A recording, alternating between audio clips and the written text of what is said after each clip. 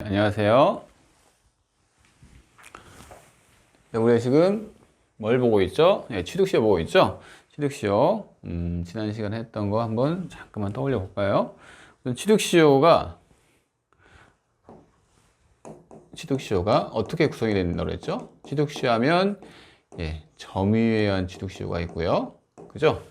그다음에 등기부 취득시효가 있습니다. 우리 지금 점유의 취득시효를 배우고 있는 거예요. 그러면 이 점유에 의한 취득시효 요건을 한번 봅시다. 요건이 크게 보면 첫 번째 뭐였죠? 타인 명의의 부동산이죠. 타인 명의 부동산을 대상으로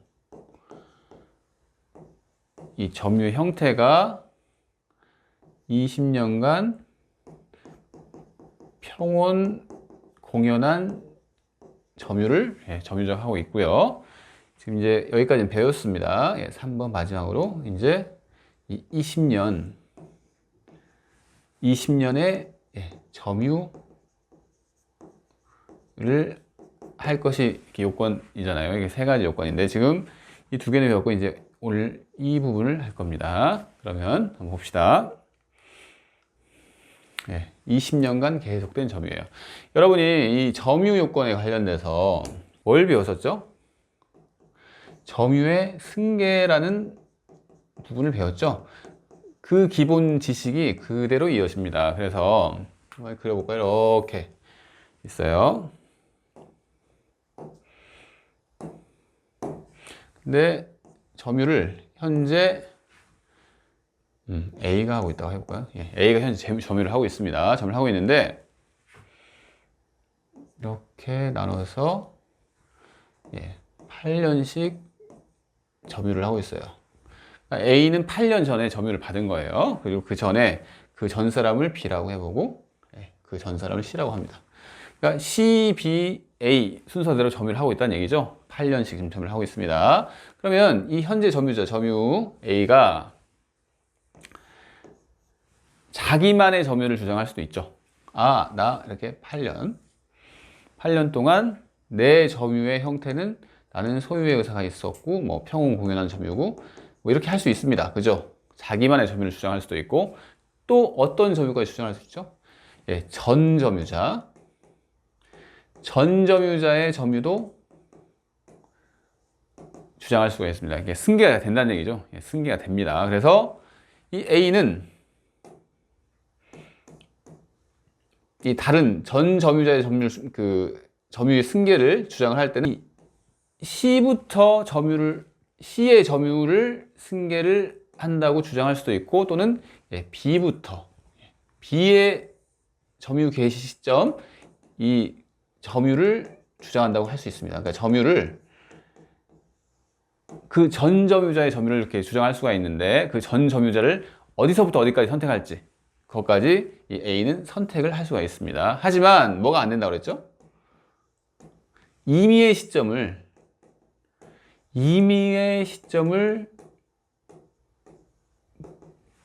기산점으로 하는 것은 안 된다고 그랬죠. 그래서 이런 얘기를 했을 거예요. 그러니까 이 지점, C 점유를 승계하니까 C부터의 점유를 승계하니까 이 지점부터의 여기를 기산점으로 또는 나는 C는 필요 없어. 이 B부터의 점유를 주장할 거야. 이 지점을 기산점으로 해서 주장할 수 있는데, 임의의 지점. 그러니까 예를 들어서, 나는 C 점유 중에서 여기서부터. 또는 B 점유를 주장하는데, B 점유 중에서 여기서부터. 이렇게 주장할 수는 없다는 얘기를 드렸어요. 그러니까 점유의 승계를 이제 아시니까, 이 점유의 승계를 기반으로 해서 똑같이 점유 취득시효, 이 취득시효에서는 몇 년간의 점유라는 게 요건이 되기 때문에 이 점유의 승계를 점유의 승계에 대한 기본 내용을 그대로 가져오면 되는 겁니다. 아시겠죠? 그래서요, 한번 볼까요? 20년간 계속된 점유는 점유의 승계, 이 승계가 기본 내용으로 알고 계셔야 합니다. 그래서 기산점, 어디서부터 주장을 하는지, 어느 지점부터 주장을 하는지가 이제 포인트인데, 그걸 이제 기산점이라고 하죠. 어디서부터 시작이다. 취득시효 점유의 시초가 되는 시점이 기산점입니다. 그런데 점유의 승계 내용은 다 방금 얘기를 드렸고 한 복습 차원에서 한번 써본 거예요. 그 점유 파트에서 그 했던 내용이랑 똑같습니다. 그리고 점유의 하자도 승계되죠. 점유 승계를 주장하면 그죠? 다 배웠던 내용입니다. 그래서 기산점을 정하는 방법 해가지고 이게 판례 입장인데 이게 시험에 나와요. 이 부분이.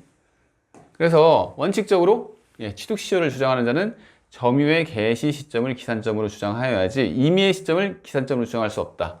즉 이것은 점유 승계에서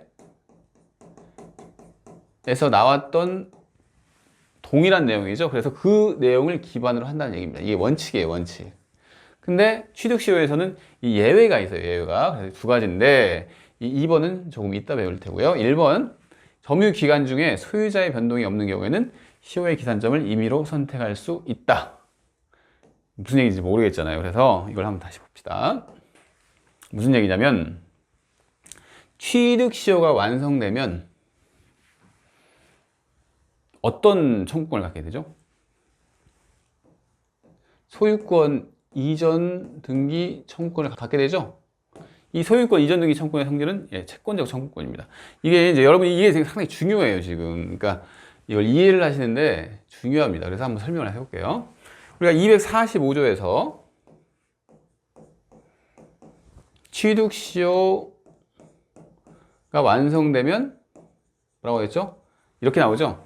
등기를 함으로써 소유권을 취득한다. 이렇게 나왔잖아요. 여기 이제 이 조문이 출발점이에요. 그래서 등기를 함으로써 소유권을 취득한다. 취득시효 완성했으면 바로 소유권을 취득해요? 아니죠. 취득시효 완성 같은 경우에는 취득시효 완성으로 바로 소유권이 취득되는 게 아닙니다. 이게 왜 무슨 얘기를 했냐면 이게 법률 규정에 의한 물권 변동이에요.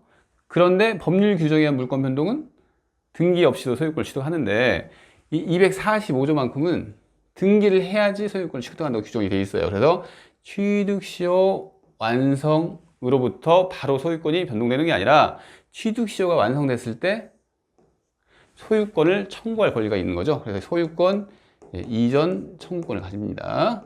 그리고 취득시효 완성 당시에 그 점유자는 채권자예요, 물권자예요? 아직 소유권을 취득 못했잖아요. 등기를 아직 안 한 상태잖아요. 그래서 취득시효가 완성됐다고 해서 바로 물권자가 되는 게 아니고 취득시효가 완성이 되면 채권적 청구를 취득하니까 채권자입니다. 채권자. 그래서 이 채권자이기 때문에 이 소유권 이전 등기 청구권이 채권적 청구권인 거죠. 그죠? 이게 이제 중요해요. 이 기산점에서도. 왜 중요한지 한번 볼게요.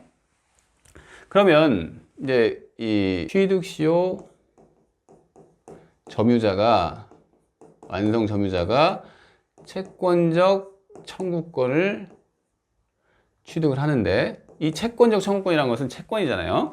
채권의 특성 중에 뭐가 있죠? 제가 이 얘기를 하려고 그래요. 뭐가 있냐면 이 권리자와 의무자가 딱 특정이 되어 있는 거예요. 그죠? 그러니까 채권적 청구권의 대표가 뭐죠? 매매를 하면 채권적 청구권을 매수인이 취득하는 거죠? 매매. 그죠? 소유권 이전 등기 청구권을 매수인이 취득하는 건데 똑같은 구조예요. 그래서 매매 같은 경우에도 매수인과 매도인이 딱 정해지는 겁니다. 권리자와 의무자가 특정이 되는 거예요. 그런데 이 기산점을 정하는 방법에서 왜 이게 중요하냐면 보세요. 취득시효 완성을 했습니다. 취득시효 완성을 했어요. 그러면 채권적 청구권이 발생을 하는데 그러면 채권자와 채무자가 특정된다는 얘기입니다. 즉 채권자는 누구죠? 등기를 청구하는 쪽으로 채권자인데 현재 어떤 사람이 등기를 청구하는 거죠?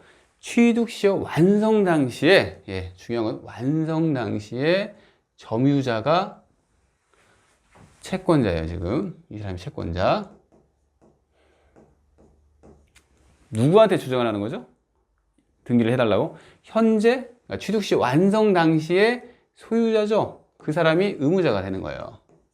권리자랑 의무자가 이게 딱 특정이 되는 겁니다.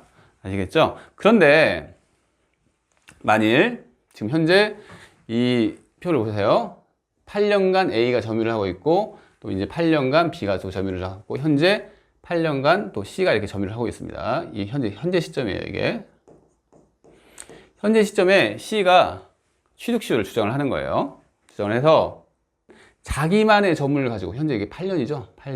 8년 가지고는 안 되잖아요. 그죠? 그래서 20년을 채우려면 뭐 B부터도 아니고 A부터 주장을 해야 합니다. 그죠? 이 A부터 주장을 해야 돼요. 근데 우리가 알고 있죠? 이 지점부터 주장을 해야 한다는 거. 그래서 이 지점을 기산점으로 주장했더니 언제 완성이 되죠? 8년, 4년, 20년 되는 시점이 한 이 지점이겠죠? 그죠? 이게 이제 8년이니까 이게 반절, 이게 4년이에요, 4년. 그러면 4년이 딱 된 이 시점이 취득시효 완성 시점이죠? 완성 시점입니다. 이 시점에 현재 누가 점유를 하고 있죠? 네, C가 점유를 하고 있죠?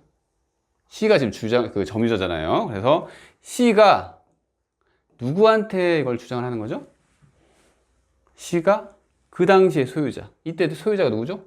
지금 이 지점에서 갑에서 을로 소유권이 변동됐으니까 이 지점에서는 갑이 소유자겠죠? 그죠? 그래서 C가 갑한테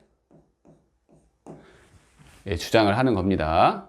취득시효는 이렇게 권리자와 의무자가 딱 특정된다는 거. 근데 왜 취득시효 기산점에서 우리가 이런 데가 기산점을 한다? 이게 왜 안 되냐면 이게 4년이라고 보세요. 4년, 8년. 이게 20년이죠?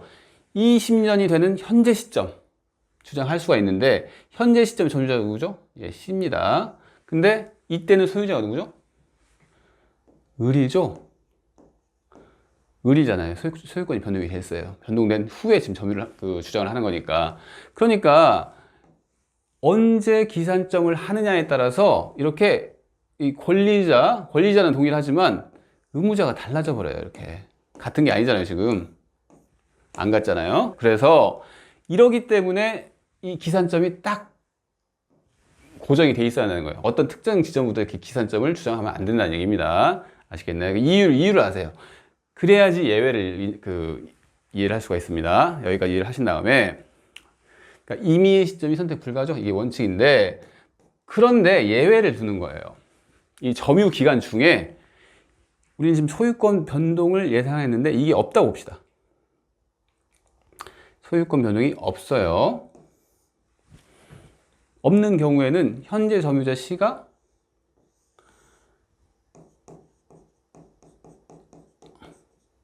소유권 변동이 없으면 그냥 갑이 지금 소유를 하고 있잖아요. 이 점유 기간 내내 자기가 주장하는 이 점유 기간 내내 이 소유자가 변동이 없으면 방금 전에 봤던 것처럼 이 의무자가 바뀔 이유가 없죠. 계속 갑이잖아요, 지금. 그죠? 그래서 방금 전처럼 되는 게 아니라 계속 갑으로 유지가 되기 때문에 이때는 이 C가 아무런 데나 20년이 되는 지금부터 20년 전에 아무런 시점이나 기산점으로 삼을 수가 있다는 얘기입니다. 아시겠나요? 그래서 점유 기간 중에 소유권 변동이 없으면 임의의 시점이 선택 가능하다는 얘기예요. 이게 이제 가끔 시험에 지문으로 출제됩니다. 왜 그런지를 이해를 하셔야 돼요. 다시 책으로 가봅시다. 그래서 지금 원칙, 그 다음에 예외 1번을 설명한 겁니다. 점유 기간 중에 소유자의 변동이 없는 경우에는 시효의 기산점을 임의로 선택할 수 있다. 아시겠죠? 그리고 넘어가 볼까요? 이렇게 이 부분은 판례를 봅시다. 부동산에 대한 소유명의자가 동일하답니다. 지금 소유권 변동이 있나요? 예, 없죠. 소유명의자에 동일하고 그 변동이 없는 경우가 아니라면이나요. 원칙적으로 시효취득의 기초가 되는 점유의 개시가 된 시점이 기산점이 되고 이때는 아니라면 했으니까 이때는 아무렇게나 정할 수 있다는 소리가 아니죠. 그래서 점유가 개시된 시점이 기산점이 되는 야 거예요. 만약에 C가 뭐 A부터 주장한다 그러면 A가 점유를 개시한 시점, 그 지점이 기산점이 되는 겁니다. 그리고 당사자가 기산점을 임의로 선택할 수 없겠죠. 2번 봅시다. 그런데 취득시효 기간 중에 계속해서 등기명의자가 동일하답니다. 이때는 동일해요. 그러면 그 기산점을 어디에 두든지 간에 취득시효의 완성을 주장할 수 있는 시점에서 보아 그 기간이 경과한 사실만 확정되면 충분하답니다. 그러니까 아무런 데나 이렇게 기산점을 정할 수가 있다는 겁니다. 아시겠죠? 이 차이를 기억을 잘 해두시고요. 그러면요, 이제 기산점 다 봤습니다. 그러니까 우리가 요건 1, 2, 3 다 본 거죠. 20년 점유의 승계와 관련돼서 기산점을 어디에 두는지 이거까지 다 봤습니다. 요건을 다 봤으니까 그러면 취득시효가 완성됐을 때 어떤 효과가 나타나는지에 대해서 한번 봅시다. 완성할 때 효과. 이것은 245조에 다 나와 있죠. 취득시효 완성을 하면 등기함으로써 소유권을 취득한다. 그죠? 그래서 완성이 됐어요. 그러면 바로 소유권이 취득이 되는 게 아니라 등기 청구권을 가지게 된다. 그죠? 등기 청구권을 가지게 됩니다. 근데 등기 청구권은 채권이니까 했던 얘기 또 해볼게요. 완성 당시의 점유자. 이거 중요해요. 어떤 점유자인지. 취득시효가 완성 당시, 딱 20년 되는 당시에 점유자가 그 자가 누구에게? 그 당시의 소유자에게. 이걸 한번 봅시다. 취득시효가 딱 완성이 됐어요. 20년이 됐습니다, 지금. 20년이 되면 그때 점유자가 있을 거 아니에요. 이 당시의 점유자. 이 당시의 점유자가 이 당시의 소유자한테 이전 등기 청구권을 갖는다는 얘기입니다. 아시겠나요? 잘 기억을 해 두셔야 합니다. 성질은 당연히 채권적 청구권이라고 말씀을 드렸고, 그래서 권리자와 의무자가 특정이 된다. 완성 당시의 점유자가 권리자가 되는 거고, 완성 당시의 소유자가 의무자가 된다. 이 얘기입니다. 그래서 다시 책으로 가봅시다. 이걸 이제 이해를 하시면 훨씬 쉬워집니다. 책 읽기가 쉬워져요. 한번 볼까요? 완성을 하면 등기 청구권을 취득하죠. 그래서 취득시효가 완성되면 점유자는 등기를 함으로써 소유권을 취득한다. 이 규정, 245조 규정 때문에 즉 볼까요? 취득시효가 완성되면 바로 소유권을 취득하는 것은 아니다. 그러니까 법률 규정에 의한 물권 변동이지만 그 예외다. 그래서 등기 청구권을 취득한다. 이 소리죠. 그래서 취득시효 완성을 원인으로 하는 소유권 이전 등기 청구권이 발생하게 된다. 근데 이게 제가 이제 이 얘기를 왜 써놨냐면 구조가 똑같은 거예요. 우리가 매매를 계속 공부를 하잖아요. 갑이 을한테 목적물을 팔았다. 뭐 이거 계속 공부를 하잖아요. 그거랑 똑같다고 생각하시면 돼요. 그러니까 갑이 을한테 물건을 팔았어요. 매매. 그러면 을은 소유권 이전 등기 청구권을 갖죠.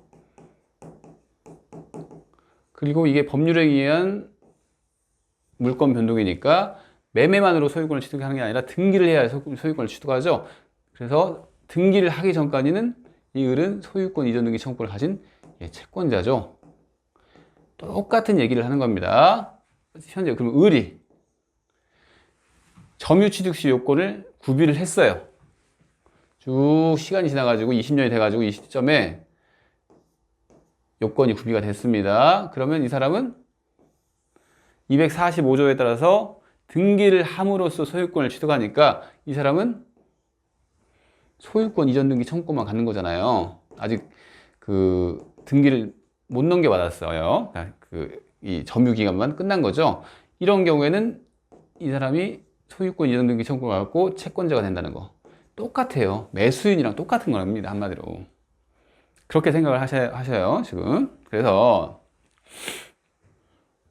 이렇게 써봤고, 그러면 점유취득시효로 인한 등기 청구권이 어떤 성질인지 설명 다 했습니다. 이제 채권적 청구권이고 판례 봅시다.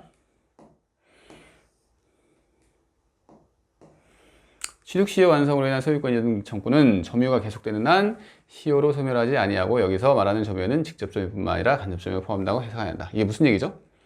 했던 얘기가 또 나오는데 지금 채권적 청구권인데 채권적 청구권은 소멸시효에 걸리나요? 안 걸리나요? 걸리죠. 원칙적으로 소멸시효의 대상이 됩니다. 그런데 소멸시효라고 하는 것은 권리 위에 잠자는 자이기 때문에 권리 위에 잠을 안 자고 있으면 소멸시효가 진행이 안 된다고 했잖아요. 그죠? 그래서 설령 등기를 못 받았다고 하더라도 점유를 하고 있으면 소멸시효가 진행이 안 된다는 거 배웠죠? 그죠? 미등기 매수인 쪽에서 배웠고 이 취득시효 파트에서 제가 얘기를 해드렸어요. 취득시효도 이렇게 똑같이 적용이 된다더라. 그래서 취득시효가 완성이 됐습니다. 그래서 채권적 청구를 가지고 있는데 그 사람이 계속 점유를 하고 있는 거예요. 점유를 계속 하니까 소멸시효가 진행하지 않는다는 얘기입니다. 그 얘기예요. 했던 얘기고 1-1번 봅시다. 그러면 근데 취득시효가 완성된 점유자가 점유를 상실했답니다. 상실을 하면 점유를 안 한다는 얘기죠. 점유를 안 하면 원칙적으로 소멸시효가 진행이 돼서 10년, 민사채권 10년이라고 했죠. 10년이 지나면 소멸시효가 완성된다는 얘기를 하는 거예요. 그래서 같은 얘기입니다. 그죠? 그럼 2번 볼까요? 2번도 봤던 내용이네요. 보니까 기출이 된 내용이고 매매로 인한 소유권 이전 등기 청구권의 양도, 채권 양도 기억나죠? 매매 같은 경우에는 신뢰관계가 있어서 일반적인 통상의 채권 양도의 절차에 의해서 채권 양도가 안 된다고 했습니다. 신뢰가 있기 때문에. 그래서 통지만으로 안 되고 동의나 승낙이 있어야 한다고 했죠. 기억하시나요? 이거 기억하셔야 하는데 이런 거. 그래서 다시 그려드려 보겠습니다. 무슨 얘기냐면 매매를 했습니다. 했는데 을이 매수인이죠. 소유권 이전 등기 청구권을 갖고 있을 거 아니에요. 근데 이 등기 청구권을 양도를 한 거예요. 병한테. 양도를 했는데 양도를 하게 되면 이제는 갑은 병한테 돈을 받아야죠. 그죠? 본래는 을한테 받던 관계였는데 그래서 이 갑은 애매해지는 거예요. 위치가. 을이 이 사람 충분히 자력이 있는 사람이고 돈이 있는 사람이고 이 사람 돈이 없는 사람이다. 그러면 갑이 피해를 보잖아요. 그래서 그렇게 얘기를 하는 거예요. 갑, 을 간의 신뢰 관계가 있기 때문에 이렇게 소유권 이전 청구를 양도를 했을 때 일반적인 통상적인 채권 양도 절차는 이렇게 통지만으로 가능한데 통지만 하면 가능하다. 그러면 갑의 승낙이 있는 건 아니잖아요. 을이 승낙하면 통지하면 끝난다는 얘기잖아요. 그래서 이렇게 일반적인 통상적인 채권 양도 절차에 따를 수 없고 반드시 갑이 승낙 또는 동의를 해줘야 한다. 이게 매매예요. 그런데 지금 매매랑 취득시효랑 구조가 똑같다고 했죠. 소유권 이전 등기 청구권을 취득한다고 했잖아요. 지금 을이 취득시효 완성 당시에 점유자입니다. 그죠? 그럼 갑이 취득시효 완성 당시에 소유자라고 보세요. 그러면 이 점유자가 채권 양도를 이렇게 할 수가 있죠. 하지만 매매랑은 이 경우에는 다르다는 얘기를 하는 거예요. 채권 양도를 할 수가 있는데 갑과 을 사이, 즉 점유자와 소유자 사이에 어떤 신뢰관계가 있나요? 매매처럼? 아니죠. 그래서 이런 경우에는 통상의 채권 양도 절차를 따를 수가 있다는 얘기를 나왔던 얘기잖아요. 그래서 지금 그 얘기를 다시 하고 있는 겁니다. 나왔던 얘기예요, 다. 그래서 다시 한번 읽어볼게요. 이 매매는 통상의 채권 양도와 다르다.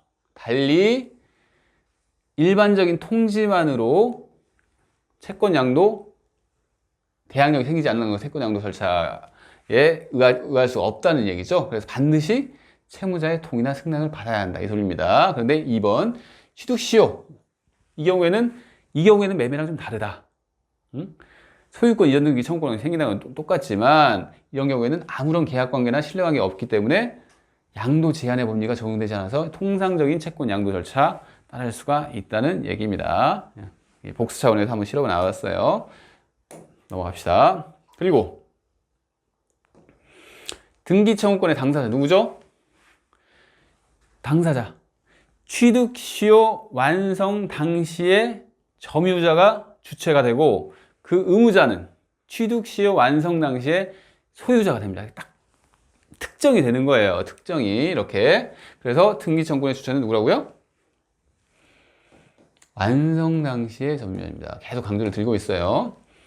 그러면 1번 볼까요? 판례. 점유자가 취득시효 기한 만료로 소유권 이전 등기 청구를 취득한 이상 취득을 했습니다. 만료를 해가지고 점유를 상실하였더라도 시효이익의 포기로 볼 수 있는 경우 아니면 소유권 이전 등기 청구는 소멸되지 아니한다. 무슨 얘기죠?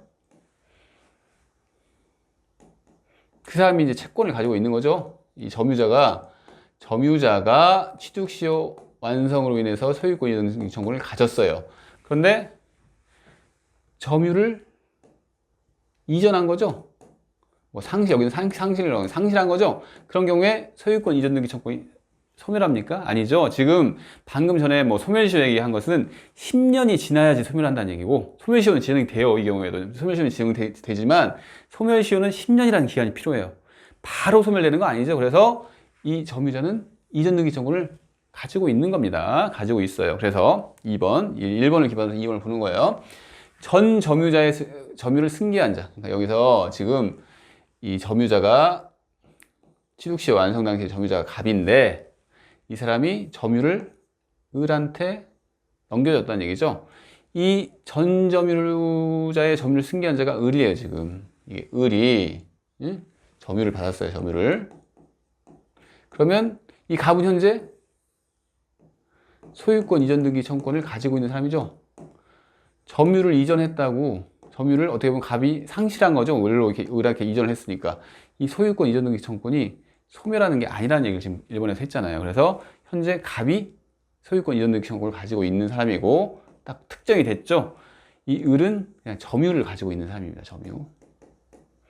지금 이런 상황인데, 이 전 점유자의 점유를 승계한 자, 을은 갑의 점유를 승계했죠. 하지만 점유 승계라고 하는 것은 점유 자체, 점유 승계, 점유 자체 또는 점유하자만을 승계하는 것이지, 점유로 인한 법률 효과까지 승계하는 것은 아니므로, 무슨 용어가 좀 어려워요. 점유로 인한 법률 효과는 뭐죠? 이 갑이 어떤 효과를 지금 추구하고 있죠? 소유권 이전 등기 청구권이죠. 그 효과를 승계하는 건 아니에요. 점유를 넘겨줬다고 해서 이 소유권 이전 등기 청구를 넘겨줬다는 것은 아니라는 얘기입니다. 그래서 만료 당시의 점유자 누구? 갑이죠. 갑으로부터 양수하여 점유를 승계한 현 점유자 을은 자신의 전 점유자에 대한 소유권 이전 등기 청구를 보전하기 위하여, 이 사람이 소유권 이전 등기 청구를 가지고 있죠. 보전하기 위하여 전 점유자의 소유자에 대한 소유권 이전 등기 청구를 대위 행사할 수 있습니다. 대위.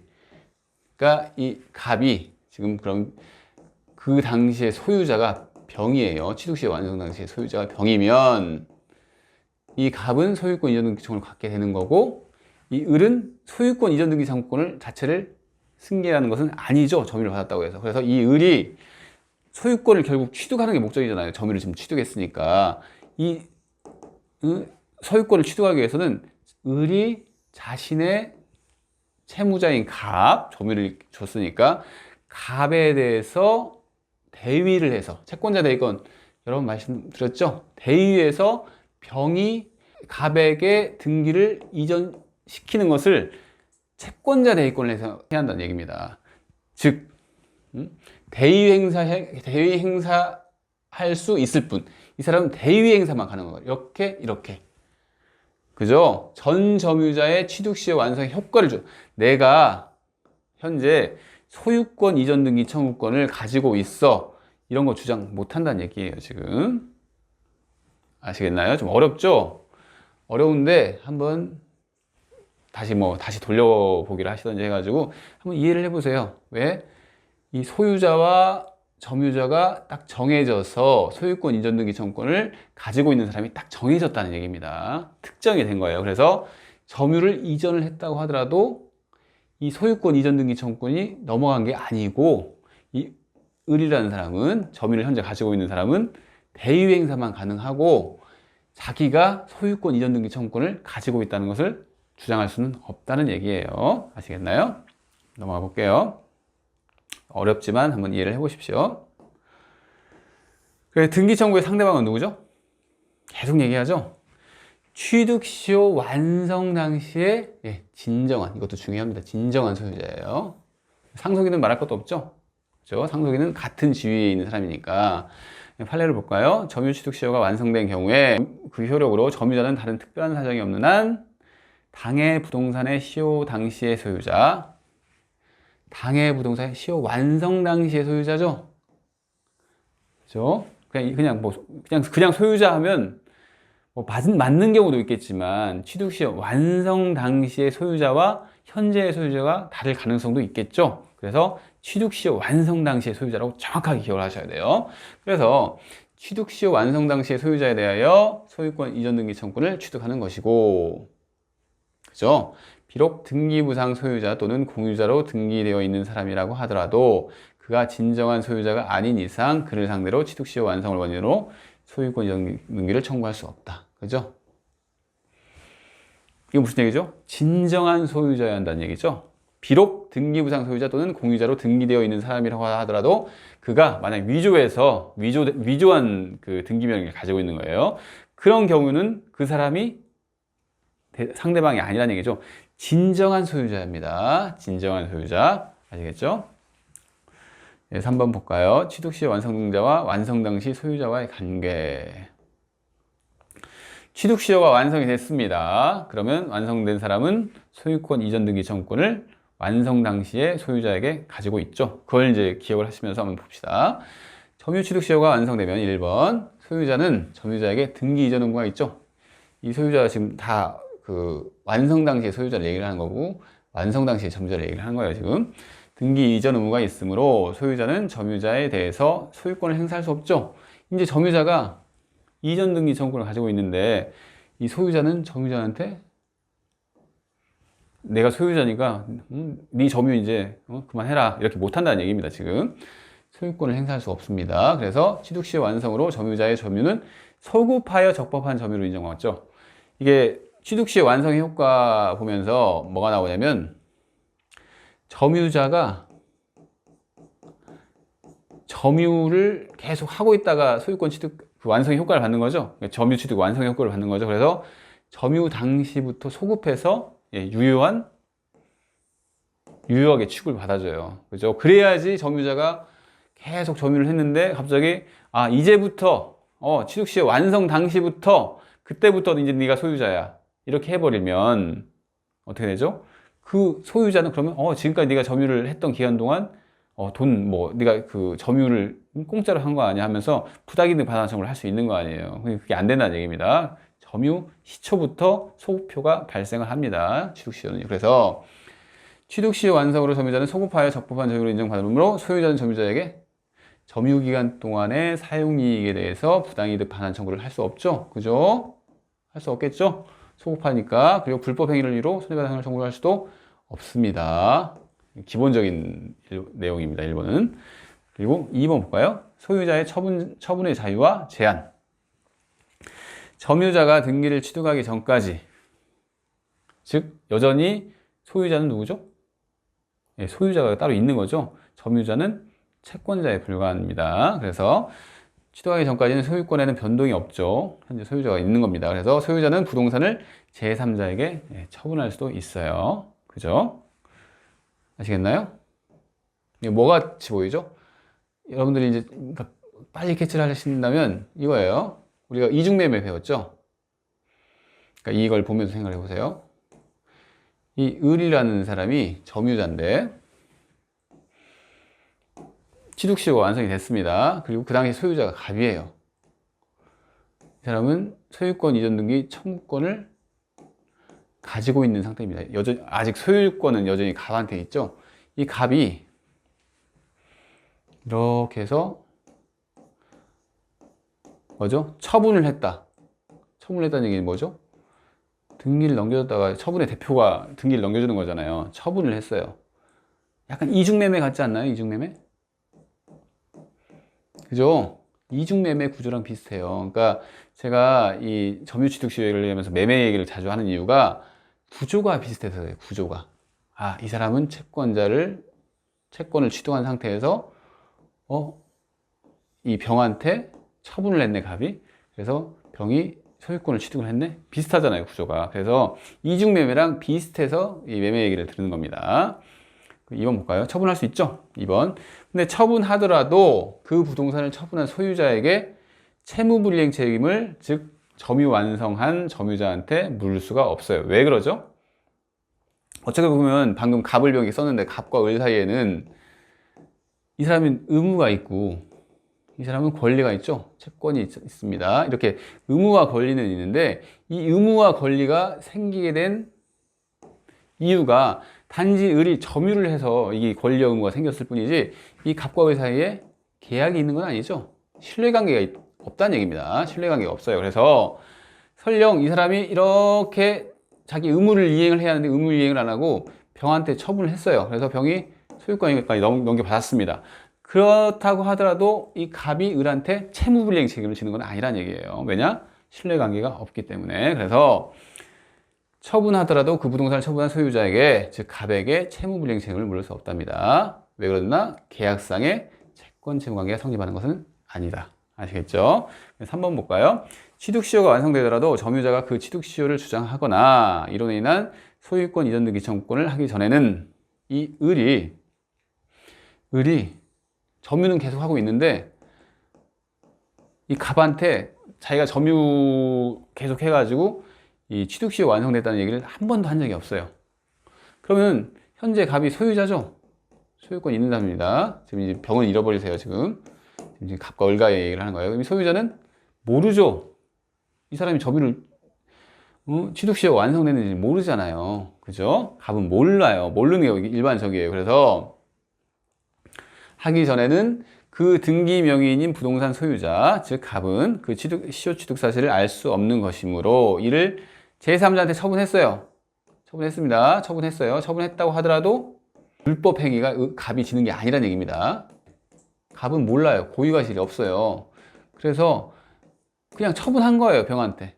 그래서 고의가실이 없기 때문에 불법행위 책임을 지지 않는다는 얘기죠. 불법행위 책임을. 그 얘기입니다. 그래서 불법행위가 성립하는 건 아닙니다, 갑이. 다만 4번 볼까요? 다만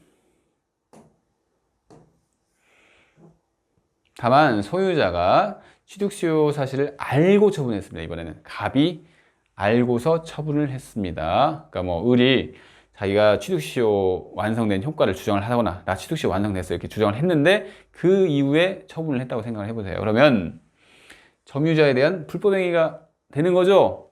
을한테 소유권을 넘겨줘야 하는데 소유권 이전 의무가 있는 사람인데 고의로 알고서 병한테 처분했기 때문에 불법행위가 문제될 수 있습니다. 그리고 더 나아가 그 행위가 갑과 병이 방금 이렇게 해서 병한테 이렇게 소유권을 취득한 이 행위가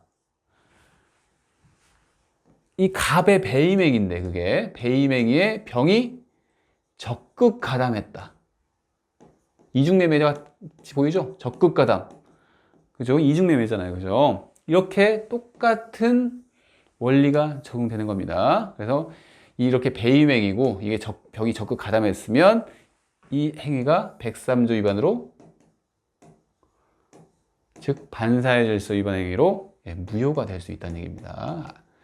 그죠? 알면서 그냥 한 것은 문제가 안 되는데 원칙적으로 아는 걸 떠나서 이 병이 적극 가담해가지고 갑과 병이 한마디로 이 행위를 공모해가지고 이렇게 했다. 이런 경우에는 이게 무효가 된다는 얘기예요. 그래서 그 행위가 배임행위로 인정되고 제3자의 적극 가담이 있었으면 103조 위반으로 무효가 된다는 얘기입니다. 그래서 이게 이중매매랑 동일한 구조예요. 그리고 시험에 출제되는 적이 있습니다. 그러니까 이중매매가 동일한 구조다 이렇게 시험 치는 이런 건 아니고 이것은 제가 해석을 한 거고 103조 위반으로 무효가 된다는 게 이제 출제가 되는 겁니다. 이 행위가. 아시겠나요? 봅시다. 그러면 다음 페이지로 가볼까요? 점유 취득시효 완성자와 소유권을 이전받은 자와의 관계에서 1번, 2번 이렇게 크게 나뉘어져요. 무슨 얘기냐면 1번 볼까요? 점유 취득시효 완성 전에 쭉 그러면 이건 이렇게 그려봅시다. 시간이에요, 시간. 그래서 쭉 해가지고 이 지점에 그 취득시효 완성된 시점이에요.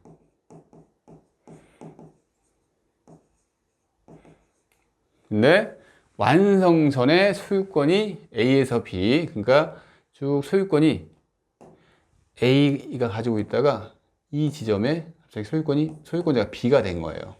취득시효 완성 당시에 점유자는 그럼 누구로 해볼까요? 한번 해볼까요? 이걸 갑으로 해봅시다. 완성 당시에 점유자는 갑인데 이 점유자가 취득시효 완성 시점에 누구한테 청구를 해야 하는 거죠?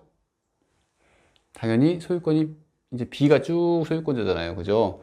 B한테 청구를 하는 거죠. 완성 당시에 소유자, 즉 완성 전에, 취득시효 완성 전에 소유권이 변동이 됐어요. 그러면 변동된 소유자, 즉 A에서 B로 양도되는 경우에는 누구한테? B, 변동된 소유자에게 청구를 해야겠죠. 뭐 당연한 얘기죠. 네, 두 번째는 조금 더 복잡합니다. 이번에는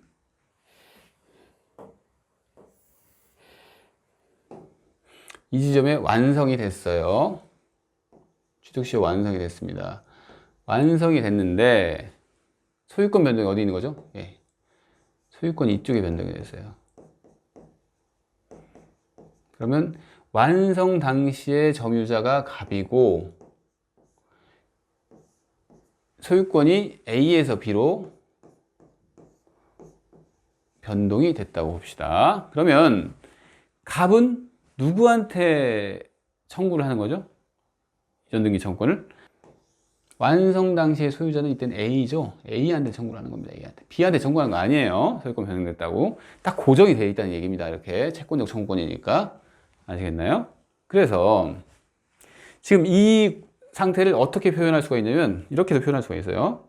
갑이 점유자였죠. 갑이 점유자입니다. 근데 소유자가 A예요. 그래서 완성 당시에 점유자인 갑이 소유권 이전 등기 청구권을 가지고 있죠.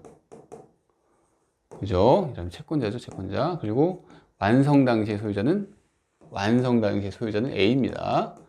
근데 이 사람이 이렇게 있는 상태에서 이렇게 완성 후에 소유권을 넘겨준 거죠. 이렇게 소유권을 넘겨준 겁니다. 그죠? 이중매매랑 비슷하다고 얘기를 했잖아요. 그죠? 이중매매 구조가 나온다는 얘기입니다. 이런 상황에서. 그래서 이 갑은 이 사람한테 이전등기 청구권을 행사하지 이 사람한테는 안 가지고 있는 거예요. 그죠? 이전등기 청구권이 딱 고정이 된 겁니다. 근데 만약에 이 A가 소유권 변동을 할 때 B와 짜고서 뭐 적극하다면 B가 적극하다고 A가 배임행위를 한 거죠. 그런 경우에는 무효가 될 수가 있죠. 그러면 여전히 갑이 소유권 이전 등기권을 가지고 있기 때문에 이 사람이 청구를 할 수가 있습니다. 그런 얘기들을 하는 거예요. 이제 이 이후의 논의가. 그래서 다시 책을 한번 가볼까요? 점유취득시효 완성 후에 소유권이 양도가 됐습니다. 문제점 읽어봅시다. 점유취득시효가 완성되면 점유자 갑은 완성 당시의 소유자인 누구죠? A에게 소유권 이전 등기 청구권, 즉 채권적 청구권을 갖게 되는데 소유자 A가 이전 의무가 발생한 상태죠. 그 상태에서 매매 등의 사유로, 즉 매매 등의 사유로 B한테 소유권을 넘겨준다는 얘기입니다. 사유로 소유권을 B에게 넘기는 법률 관계가 문제된다. 법적 상황이 이중매매랑 동일하죠. 동일한 상황입니다. 그래서 법적 효과를 볼까요? 원칙적으로 배임행위가 아니라고 보잖아요. 설령 방금 같은 경우에 소유자였던 A가 알았다고 하더라도, 점유취득시효 사실을 알았다고 하더라도 처분할 수가 있어요. 알았다고 하더라도. 그죠? 배임행위만 아니라면 되죠. 그죠? 적극하다만. 즉, 적극하다만 정황이 없으면 유효해요. 그래서 지금 다시 한번 긁어보겠습니다. 지금 점유자가 갑이고 A, B 이런 상황이죠. 그래서 이렇게 의무가 생긴 상황에서 A가 갑한테 이전 의무가 생긴 상황에서 이렇게 넘겨줬습니다. 소유권을 취득했어요. 이 사람이 소유권자죠? 적극 가담이 없으면 당연히 소유자가 이 채권자보다 훨씬 센 거예요. B가 소유권을 취득합니다. 다만 예외. 뭐죠? B가 A의 배임행위에 적극 가담했어요. 그러면 이게 무효가 된다는 얘기입니다. 그래서 이게 이중매매 동일 법리라고 이렇게 써놨습니다. 판례를 볼까요? 판례에서 뭐라고 얘기를 하고 있는지 봅시다. 1번 부동산에 대한 점유취득시효가 완성되었다 하더라도 이를 등기하지 아니한 사이에 그 부동산에 관하여 제3자에게 소유권 이전 등기가 마쳐지면, 지금 똑같은 상황이죠? 아직 소유권 이전 등기를 점유자한테 못 넘겼는데 그 사이에 소유권이 바뀌었다는 얘기입니다. 그럼 점유자는 그 제3자, 지금 방금 얘기했던 B죠. B에게 대항할 수 없는 것이고 제3자의 이전 등기 원인이 점유자의 취득시효 완성 전의 것이라 하더라도 마찬가지다. 그러니까 이 B가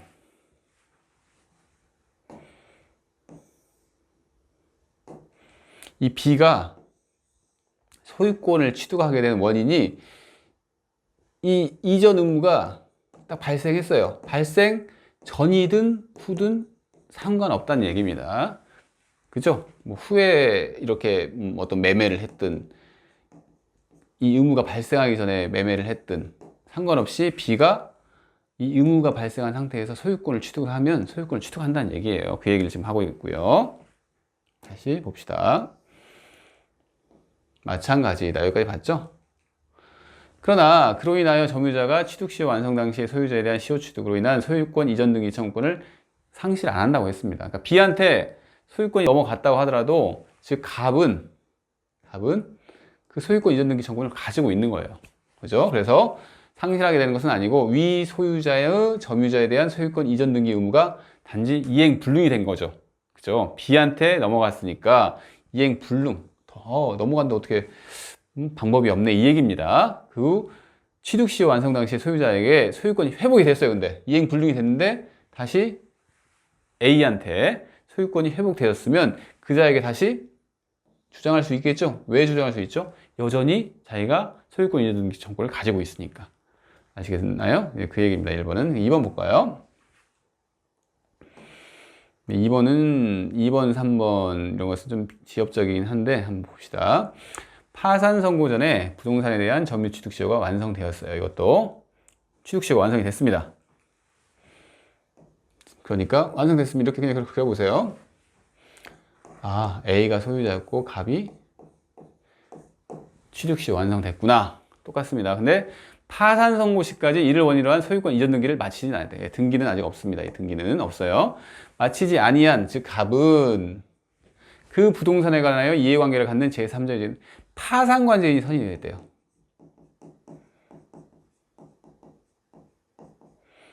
누구의 파산관계이죠?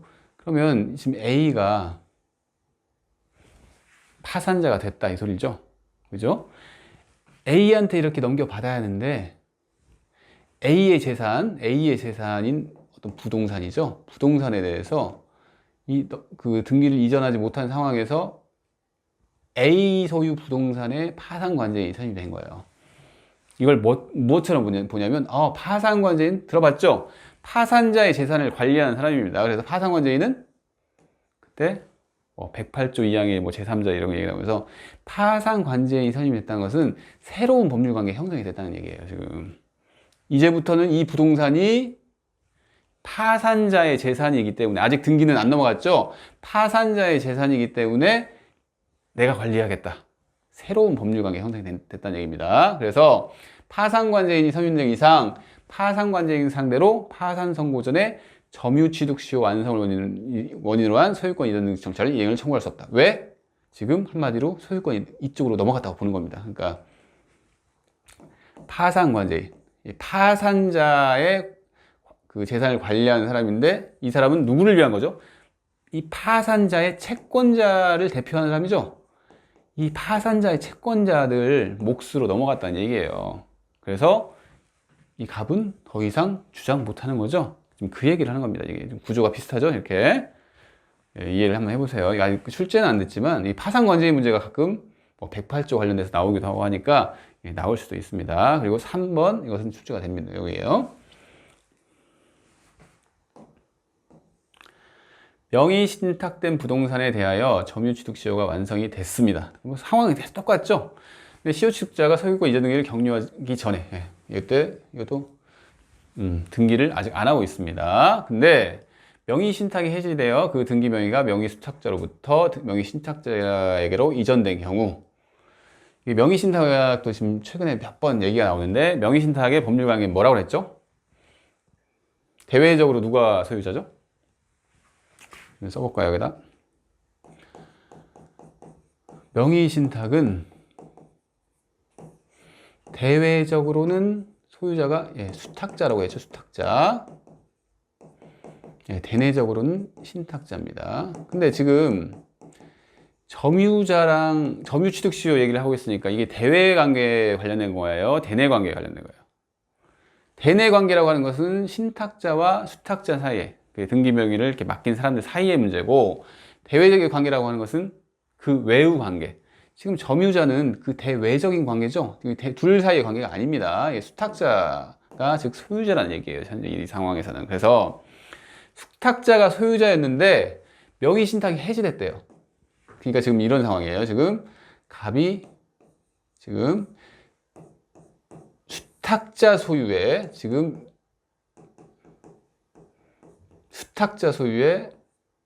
사람이 점유자고 어떤 부동산을 점유를 하고 있어가지고 점유취득이 완성이 된 거예요.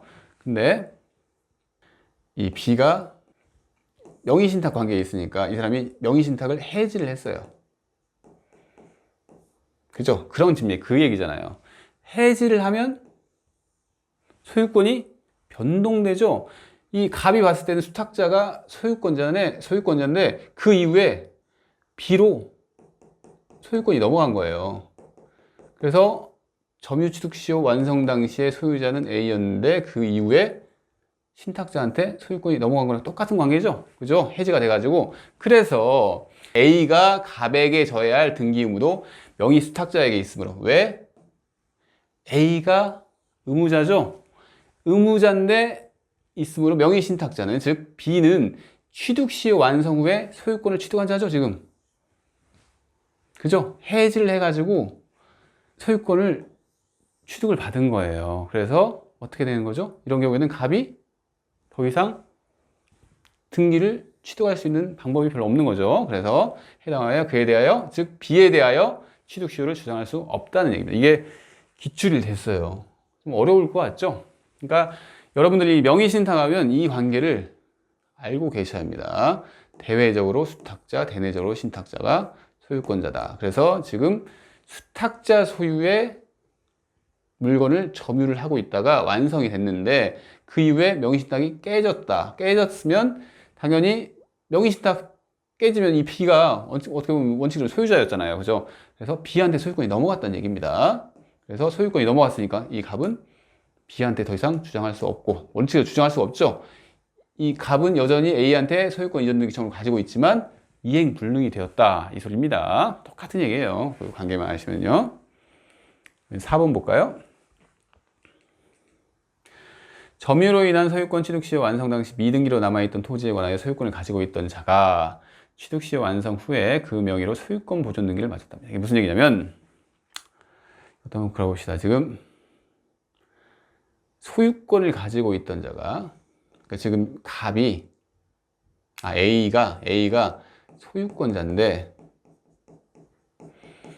지금 현재 갑이 점유를 했습니다. 점유를 해가지고, 이 사람이 취득시효 완성이 된 거예요. 근데 이 A가 그 소유하고 있는 물건, 또는 갑이 점유하고 있는 물건이 미등기였다는 얘기입니다. 미등기 부동산을 갑이 점유취득시효를 완성시킨 거예요. 지금 20년간 소유자로 평공평하게 점유를 한 겁니다. 이런 상황에서 현재 물건은 미등기인 것만 지금 경우가 다르죠. 이 A가 갑자기 보존 등기를 딱 마쳤대요. 이게 소유권이 변동된 경우가요. 소유권이 변동됐으면 갑이 A한테 이전 등기 청구를 행사할 수 없잖아요. 근데 이 보존 등기를 했다는 것은 그냥 등기를 안 한 것을 갑자기 등기를 한 것 뿐이에요. 소유자가 변동이 됐나요? 아니죠. 그래서 소유권 변동이 없다고 보는 겁니다. 그래서 지금 어디 하죠? 소유권 보존 등기를 마쳤다고 하더라도 이는 소유권의 변경에 관한 등기가 아니다. 그냥 미등기를 등기한 거다. 보존 등기를 한 거다. 그래서 그러한 자를 취득시효 완성 후에 새로운 이해관계로 볼 수 없다, 이 소리입니다. 보존 등기라고 하는 것은 최초로 하는 등기죠. 그 부동산에 대해서. 그래서 또 그 미등기 토지에, 미등기 토지랍니다. 여기 미등기. 지금 이제 보존 등기 잊어버려보세요. 보존 등기 잊어버리고, 지금 미등기 토지에 대해 소유자의 상속인명, 이 A가 죽었나 봐요. 사망을 했습니다. 사망을 했는데 소유자의 상속인이 B가 있어요. B가 보존 등기를 했어요. 이 경우에도 A에서 B로 소유권이 변동된 경우인가요?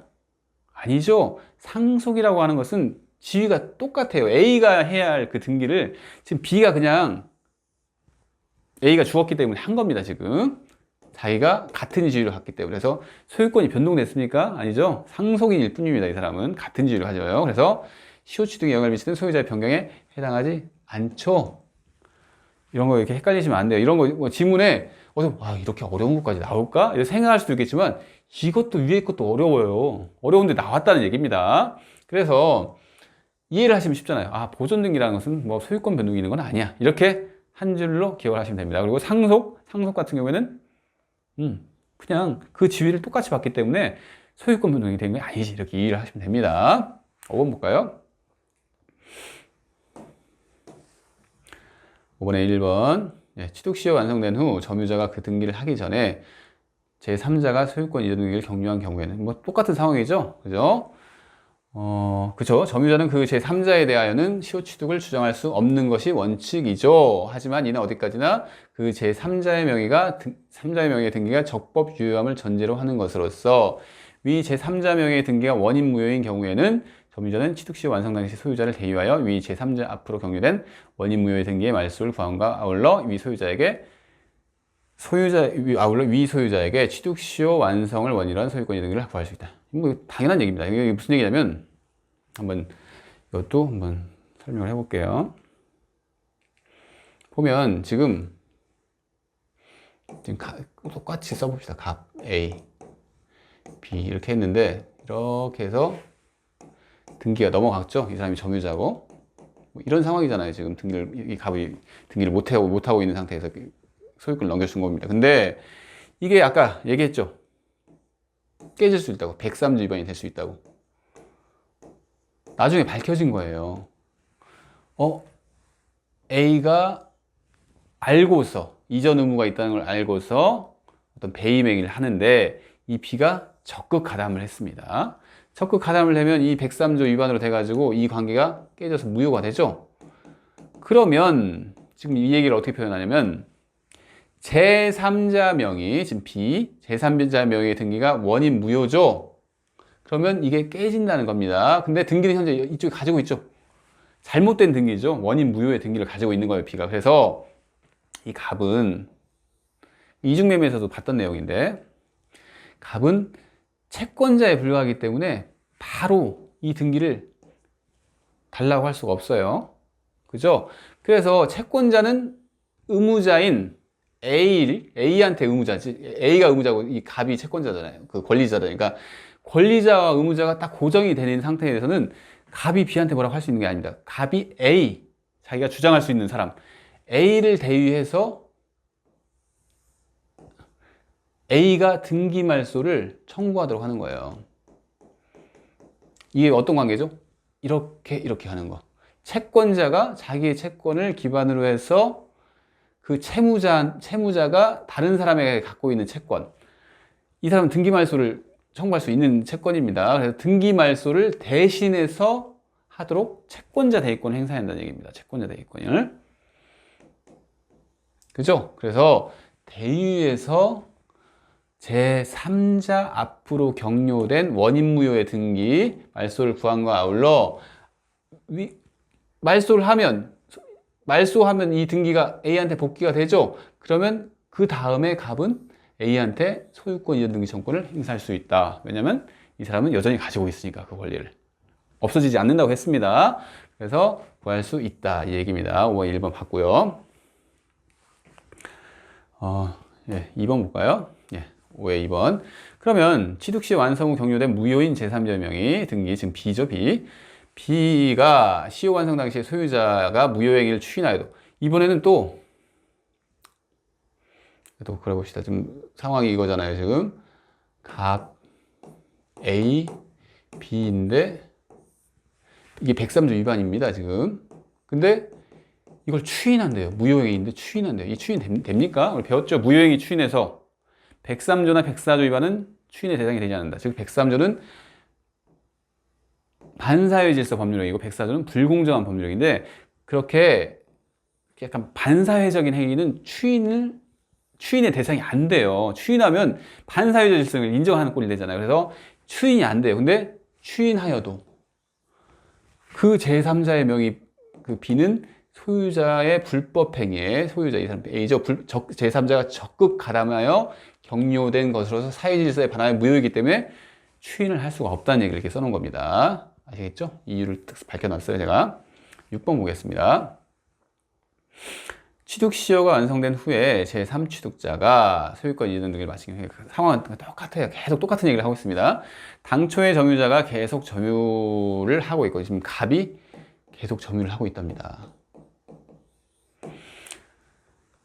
또 소유자가 변동된 시점을 기산점으로 삼아도 다시 취득시효의 점유기간이 완성된 경우에는 소유권 변동시를 새로운 취득시효의 기산점으로 삼아 취득시효 완성을 주장할 수 있다. 이걸 제가 아까 좀 뒤에서 나온다고 그 기산점에서 두 번째 외의 상황인데, 이걸 한번 설명을 해보겠습니다. 시간적인 어떤 순서로 보면 이렇게 된 거잖아요. 이렇게. 이게 취득시효가 완성됐어요. 완성됐는데 지금 이 시점에서 소유권이 변동이 된 거죠. 이 점유자가 완성했는데 등기를 못 받은 상태에서 소유권이 변동이 된 겁니다. 즉 지금 갑이 계속 점유를 하고 있다고 하니까 갑이 점유를 하고 있어요. 점유를 계속 하고 있고, 소유권 변동은 지금 A에서 비롯된 거죠. 지금 이런 상황인데, 이제는 소유권 변동이 유효해요. 여기서 지금 뭐 103조 위반 되는 상황이 아니고 그냥 일반적인 상황이에요. 유효해요. 소유권이 잘 변동이 됐어요. 즉 지금 이런 관계를 똑같이 그린 거예요. 지금 A, B 값, 그죠? 지금 이 사람한테 소유권이 넘겨왔어요. 근데 소유권이 변동됐는데 이 갑이 여전히 계속 점유를 하고 있는 거예요. 이 B가 갑한테 이제 네 점유 이제 돌려줘야겠다 이런 얘기를 안 하고 계속 소유권 변동이 됐는데도 계속 갑이 계속 점유를 하고 있습니다. 이런 상황이에요. 이런 상황. 근데 이런 상황에서 뭐라고 하냐면, 이 소유권 변동시를 새로운 취득시효의 기산점으로 삼는다. 그 전까지 취득시효 완성 이렇게 되는 완전 끝난 거죠. 이제 취득시효를 더 이상 주장할 수가 없잖아요. B한테 소유권 이전됐으니까. 주장할 수 없는데 소유권 변동 이후에도 계속 갑이 점유를 하고 있으면 이 소유권 변동시를 새로운 기산점으로 삼을 수 있다는 얘기예요. 이 지점을 그래, 소유권이 변동돼서 이제 그 전권이 다 잊어버리고, 그래, 이제 B가 이제 소유자인데 B를 소유자로 해서 계속 점유를 하면, B가 소유인 물건을 계속 점유를 하면 이 갑이 새롭게 취득시효가 완성된 또 20년이 또 지났어요. 그러면 그 지점이 있겠죠. 완성으로 인해서 이 갑이 점유 취득시효를 다시 한번 주장할 수가 있다는 얘기입니다. 근데 기산점을 소유권 변동시로 보는 거예요. 지금 그 기산점 얘기를 할 때 우리가 개시 시점을 얘기를 하면서 개시 시점을 기산점으로 주장해야 한다. 그리고 임의의 시점을 주장할 수는 없다. 얘기를 계속 하잖아요. 근데 지금 점유를 기준으로 계속 얘기를 하고 있는데 여기서는 갑자기 소유권 변동시를 기산점으로 삼재요. 예외인 거죠, 예외. 그죠? 기산점이 예외인 거예요. 그래서 이 소유권 변동시를 기산점으로 삼아가지고 새롭게 취득시효가 적용될 수도 있다. 20년이 지나면 그때부터. 그 얘기를 지금 하는 겁니다. 그래서 예외 파트에서 남겨둔 부분이에요. 그래서 한번 볼까요? 소유권 변동시를 새로운 취득시효의 기산점으로 삼아. 이게 중요하겠죠, 이게. 새롭게 삼을 수가 있습니다. 언제를 기준으로? 소유권 변동시. 그죠? 어려운 내용이지만 이건 알면 맞추고 모르면 그냥 틀리는 거예요. 나올 수가 있어요. 왜 전합이라는 건 뭐죠? 그 전에 견해를 바꿨다. 대본에서 바꿨다. 그래서 전합이라는 건 일반적으로 중요한 판례입니다. 견해를 바꿨기 때문에. 소유권 변동시를 새로운 취득시효 기산점으로 삼아 취득시효 완성을 주장할 수 있고, 이 뒤에는 좀 더 어려운데 한번 볼까요? 새로이 2차의 취득시효가 개시가 됐어요. 지금 그러니까 소유권 변동 시점을 기산점으로 해서 쭉 취득시효가 또 진행이 되고 있는 상황입니다. 근데 취득시효 기간이 경과하기 전에 소유자가 바뀌었대요. 그러면 소유자가 바뀌면 누구한테 주장할 수 있죠? 다시 한번 그려봅시다. 그러니까 지금 시간적 순서로 이렇게 있다 보고 취득시효 이때 제1차 취득시효 이때 완성이 됐는데 이때 소유자가 변동이 됐습니다. 그죠? 그러면 이 소유자 변동 시점을 삼아가지고 새롭게 취득시효가 진행을 하는데 완성을 아직 못 시키고 있어요. 근데 이 시점에 지금 B한테 지금 소유권이 가 있잖아요. B가 C한테 팔았어요. 그래가지고 쭉 해가지고 완성이 이 시점에 됐습니다. 이 시점에 완성이 됐어요. 그러면 완성 당시의 점유자가 누구한테 주장을 하는 거죠? 이때는 이때의 점유자가 그때의 소유자, 완성 당시의 소유자 누구? C한테 주장할 수 있다는 얘기입니다. 아시겠나요? 그 얘기를 하는 거예요. 좀 어려운데 어차피 이해한 거 그냥 끝까지 한번 이해해 보세요. 새로 2차의 취득시효가 개시됐습니다. 그 취득시효 기간이 경과하기 전에 아직 취득시효가 완성이 안 됐는데 등기부상의 소유명의자가 다시 변경됐습니다. 우로 B에서 C로. 그러면 시효 완성자 이 당시의 점유자 그 소유명의자 현재 소유명의자 C에게 시효 취득을 주장할 수 있다는 얘기입니다. 아시겠죠? 그리고요 이제 다 어려운 거 다 봤습니다. 5번 시효 완성 후 점유자의 시효이익의 포기. 점유자의 시효이익의 포기는 그죠? 시효이익이 포기하는 건 뭐죠? 완성이 됐는데 시효이익을 포기하겠대요. 그러면 더 이상 등기청구권을 행사하지 않겠다는 의미입니다. 그래서 등기청구권을 행사하지 않는다는 것은 등기청구권은 권리자와 의무자가 정해져 있는 채권적 청구권이잖아요. 등기청구권은. 그래서 그 사람이 해야 하는 거예요. 포기도. 즉 권리자가 의무자가 그러니까 점유취득시효 완성 당시에 점유자가 점유취득시효 완성 당시에 소유자한테 시효이익을 포기를 해야 한다는 얘기입니다. 아시겠죠? 포기는 그 사람들만 할 수 있으니까. 아시겠나요? 그 얘기를 썼습니다. 네, 썼고요. 2번 봅시다. 다만 이건 봤던 판례죠. 점유자의 매수 제의가 있었다는 사실만으로 완성된 사람이 매수 제의를 했어요. 그것만으로 시효이익을 포기한 것이 아니라는 판례를 본 적이 있습니다. 왜 그랬죠 이때? 이게 일반적인 그렇게 이런 일들이 허다하게 벌어진다. 근데 이게 시효이익을 포기한 것을 보는 것은 아니다. 단순하게 그것을 해결하기 위해서 그 상황을 해결하기 위해서 그렇게 매수 제의를 하는 경우가 빈번하게 자주 일어난다 이런 얘기를 했었잖아요. 그죠? 그러면 이제 어려운 거 다 이제 요건과도 다 봤고 여기서부터는 조금 쉬었다 하겠습니다.